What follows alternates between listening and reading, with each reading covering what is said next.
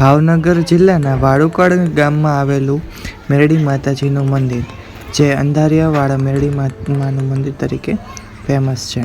તો આજે આપણે એના વિશે વાત કરીશું. તો ચાલો મળીએ. નમસ્કાર, જય માતાજી. કેમ છો બધા? આઈ હોપ કે તમે બધા જ મજામાં હશો. અને આજે અમે આવી ગયા છીએ અંધારિયાવડ, જેને વાળુકડ તરીકે પણ ઓળખાય છે, અને મેરડી માતાજીનું મંદિર છે. આજે તમને દર્શન કરવા માટે લાગે તો અમારું સન્ડેનો આઉટફિટ